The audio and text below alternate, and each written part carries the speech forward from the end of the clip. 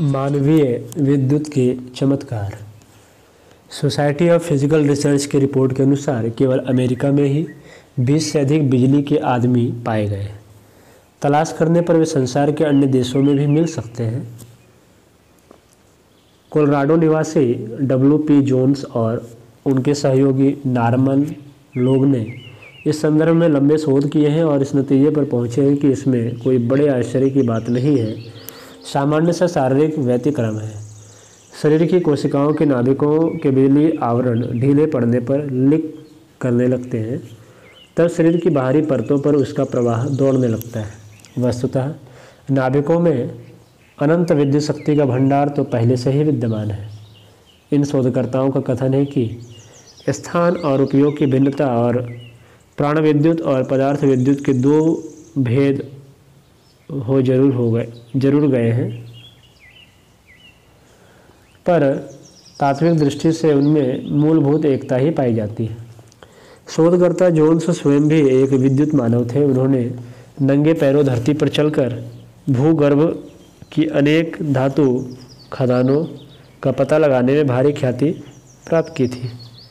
उनके स्पर्श से धातुओं से बने वस्तुएं जादूगरों के खिलौने की तरह उछलने खिसकने की विभिन्न हलचलें करने लगती थी। बच्चे छूते ही झटका खाकर चिल्लाने लगते थे। अमेरिका में मोंटाना राज्य के मेडालिया कस्बे की जेनी मोरन नामक लड़की एक चलती फिरती बैटरी थी। जो उसे छूता वही झटका खाता। अंधेरे में उसका शरीर चमकता था। अपने प्रकाश से वह घोर अंधेरे में भी मज़े के साथ यात्रा कर लेती थी। उसके साथ चलने वाले किसी जीवित लालटेन के साथ चलने का अनुभव करते थे। उसके शरीर के स्पर्श से 100 वाट तक का बल्ब जल उठता था। यह लड़की 30 वर्ष की आयु तक जीवित रही और अस्पर्श बनी एकांत कोठरी में दिन गुजारती रही। कनाडा के ओंटारियो क्षेत्र के वोडन गांव में जन्मी एक लड़की 17 वर्ष तक जीवित रही। धातु का सामान उसके शरीर से चिपक जाता था, इसलिए उसके भोजन पात्र तक लड़की या कांच के रखे जाते थे। इसलिए उसके भोजन पात्र तक लकड़ी या कांच के रखे जाते। मास्को निवासी कुमारी माइखेनोवा रूसी वैज्ञानिकों के लिए एक दिलचस्प शोध का विषय रही।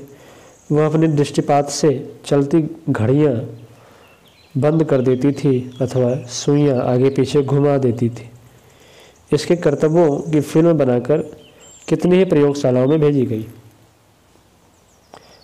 ताकि अन्यत्र भी उस विशेषता के संबंध में अन्वेषण कार्य चलता रह सके। वैज्ञानिकों ने इससे मस्तिष्क के विद्युत की चुंबकीय शक्ति इलेक्ट्रोमैग्नेटिक फॉर्म की विद्यमानता निरूपित किया है। वे कहते हैं कि यह शक्ति हर मनुष्य में मौजूद है, परिस्थितिवश वह किसी में भी अनायास प्रकट हो सकती है और प्रयत्नपूर्वक उससे बढ़ाया भी जा सकता है। रूसी वैज्ञानिक लाक्सो ने हर मनुष्य के शरीर से निकलने वाले विद्युत विकिरणों को अंकित कर सकने वाला एक यंत्र ही बना डाला है। विश्व के अनेक भागों में पाई जाने वाली ईल मछली के शरीर में प्रायः 15 अश्व शक्ति की बिजली आंकी गई है। इससे वह एक घातक अस्त्र की तरह अपने शिकार पर प्रहार करती है। यदि ईल की बिजली का उपयोग हो सके तो उससे एक अच्छा खासा कारखाना चल सकता है। विश्वव्यापी विद्युत चुंबक से कौन कितना लाभ उठा ले, यह उस प्राणी की शरीर रचना एवं चुंबकीय क्षमता पर निर्भर है। चमगादड़ अंधेरी रात में आँख के सहारे नहीं, अपनी शरीर विद्युत के सहारे ही वस्तुओं की जानकारी प्राप्त करते हैं और पतले धागों से बचकर उपयोगी रास्ते पर उड़ते हैं। मेढक मरे और जिंदे शिकार का भेद अपनी शारीरिक विद्युत के सहारे ही जान पाता है। मरी और जीवित मक्खियों का ढेर सामने लगा देने पर वह मरी छोड़ता और जीवित खाता चला जाएगा। उल्लू के शिकार दबोचने की क्षमता उसकी आँखों पर नहीं, विद्युत संस्थान पर निर्भर रहती है। सांप समीपवर्ती प्राणियों के शरीरों के तापमान का अंतर समझता है और अपने रुचिकर प्राणी को ही पकड़ता है। भुर्गों की आंखें नहीं होती, वे अपना काम विशेष फलों सेलों से बनाते हैं। अपने युग में अनेक वैज्ञानिक यंत्र प्राणियों की अद्भुत विशेषताओं की छानबीन करने के उपरांत उन्हीं सिद्धांतों के सहारे बनाए गए। प्राणियों में पाई जाने वाली विद्युत शक्ति ही उनके जीवन निर्वाह के आधार बनाती है। इंद्रिय शक्ति कम होने पर भी वे उसी के सहारे सुविधापूर्वक समय गुजारते हैं। यूनान के चिकित्सा विज्ञानी पेपिरस ने रोगों के उपचार प्रक्रिया में चिकित्सक द्वारा रोगी के सर पर हाथ फिराकर अच्छा करने की प्रक्रिया को शास्त्रीय रूप दिया था। सम्राट पाइरस और वेस्पेसियन को ऐसे ही उपचारों से कष्ट साध्य रोगों से मुक्ति मिली थी। फ्रांस के शाही परिवार में फ्रांसीसी प्रथम से लेकर चार्ल्स दशम तक की चिकित्सा में जीव चुंबक का प्रयोग शक्तिशाली प्रक्रियाओं द्वारा होता रहा है। हाथ का स्पर्श और विशिष्ट दृष्टिपात इस प्रक्रिया में विशेष रूप से प्रयुक्त हुआ। विद्वान स्कॉचमैन मैक्सवेल ने सन 1600 में यह सिद्धांत प्रतिपादित किया था कि ब्रह्मांड व्यापी एक जीवनी शक्ति का अस्तित्व मौजूद है। प्रयत्न करके उसकी न्यूनाधिक मात्रा अपने में भरी जा सकती है और उसे स्व पर उत्कर्ष के अनेक प्रयोजनों में प्रयोग किया जा सकता है। मैक्सवेल से पहले महामनीषी गॉकलेनियस अनेक तर्कों और प्रमाणों से यह सिद्ध कर चुके थे कि मनुष्य के आत्मबल का प्रमुख आधार यह जीवनी शक्ति ही है, जिसे जैक चुंबकत्व के स्तर का समझा जा सकता है। बान हेलमांट का मानना है कि इस शक्ति का उपयोग करके शारीरिक और मानसिक रोगियों को कष्ट से मुक्त करने में असाधारण सफलता प्राप्त की जा सकती है। महाप्रभु अपनी इसी क्षमता के कारण अपने जीवन काल में सिद्ध पुरुष गिने जाने लगे थे। इटली के वैज्ञानिक सेटानेली ने 18वीं सदी के आरंभ में अनेक प्रयोगों द्वारा यह सिद्ध किया था कि मनुष्य शरीर में प्रचंड विद्युतीय विकिरण का अस्तित्व विद्यमान है। सन 1734 से सन 1815 तक लगभग पूरे जीवन में डॉक्टर फ्रेडरिक मैस्मर ने प्राण शक्ति के अस्तित्व एवं उपयोग के संबंध में शोध कार्य किया। उन्होंने अपने अनुसंधानों के निष्कर्षों को क्रमबद्ध बनाया और मैस्मरिज्म नाम दिया।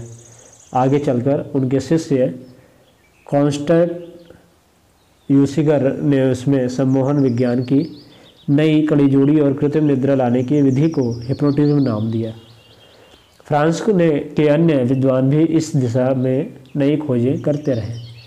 ला फांटेन एवं डॉक्टर ब्रैंड ने इन अन्वेषणों को और आगे बढ़ाकर इस योग्य बनाया कि चिकित्सा उपचार में उसका प्रामाणिक उपयोग संभव हो सके। पिछले दिनों अमेरिका में न्यू ऑरलियंस तो ऐसे प्रयोगों का केंद्र ही बना रहा है। इस विज्ञान को अमेरिकी वैज्ञानिक डार्लिंग और फ्रांसीसी डॉक्टर डुरांड डे ग्रास के खोजों ने विज्ञान जगत को यह विश्वास दिलाया कि प्राण शक्ति का उपयोग अन्य महत्वपूर्ण उपचारों से किसी भी प्रकार कम लाभदायक नहीं है।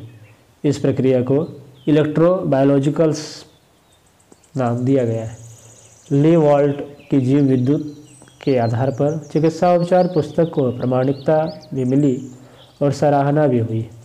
इस संदर्भ में जिन 3 प्रमुख संस्थाओं ने विशेष रूप से शोध कार्य किए हैं उनके नाम हैं, पहला डी स्कूल ऑफ नैन्सी, दूसरा दी स्कूल ऑफ चारकोट, तीसरा दी स्कूल ऑफ मैस्मेरिस।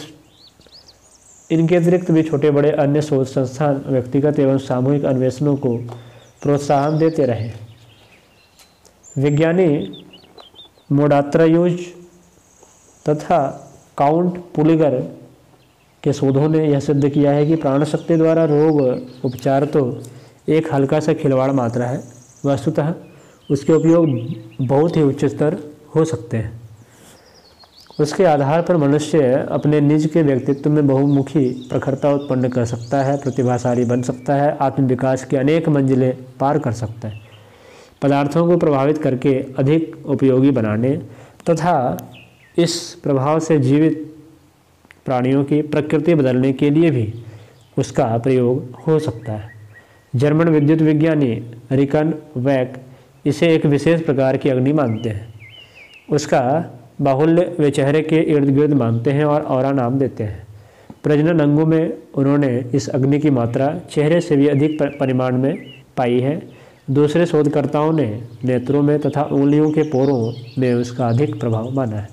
हांगकांग के अमेरिकी डॉक्टर आर्नोल्ड फास्ट ने सम्मोहन विधि से नियंत्रित करके कई रोगियों के छोटे ऑपरेशन किए थे। पीछे डेंटल सर्जनों ने यह विधि अपनाई और उन्होंने दांत उखाड़ने में शून्य करने के प्रयोग बंद करके सम्मोहन विधि के प्रयोग को सुविधाजनक पाया। दक्षिण अफ्रीका जोहान्सबर्ग के टारा अस्पताल में डॉक्टर बर्नार्ड लेम्बिन्सन ने बिना क्लोरोफॉर्म सुखाए इसी विधि से कितने ही कष्ट रहित ऑपरेशन करके यह सिद्ध किया कि यह विधि कोई जादू मंत्र नहीं वरन विशुद्ध वैज्ञानिक है। अंग्रेज विज्ञानी जेम्स ब्राइड ने भी नाड़ी संस्थान में पाई जाने वाले विद्युत शक्ति की क्षमता को मात्र शरीर निर्वाह तक सीमित न रहने देकर उसमें अन्य उपयोगी कार्य संभव हो सकने का प्रतिपादन किया है। द्वितीय महायुद्ध के समय लोगों के मनों में से छिपे हुए रहस्य उगलवा लेने के लिए प्राण विद्युत के प्रयोग की रहस्यमयी विधियाँ खोजी गई थी। मनोविज्ञानी J.H. एट्सब्रुक ने इस संदर्भ में कई नए सिद्धांत खोज निकाले थे और उनका प्रयोग जासूसी विभाग के अफसरों को सिखाया था। इसके लिए तब जर्मनी में एक हिप्नोटाइज्ड इंटेलिजेंस विभाग ही अलग से बनाया गया था। उसके माध्यम से कितनी ही अद्भुत सफलताएं भी मिली थी। प्राण शक्ति के वैज्ञानिक अनुसंधान के क्षेत्र में अभी प्राथमिक जानकारियां ही उपलब्ध हो सकी हैं। उसके थोड़े से सूत्र निर्धारित किए गए हैं और यत्किंचित उपयोग उपचार जाने गए हैं। आत्मविज्ञानी मानवीय चेतना में सन्निहित इस अद्भुत सामर्थ्य की गरिमा आरंभ से ही गाते रहे हैं और कहते रहे हैं कि जो प्राण विद्या को जान लेता है उसके लिए संसार में ऐसा कुछ भी अनुपलब्ध नहीं रह जाता जो समृद्धि, प्रगति और सुख शांति के लिए आवश्यक है।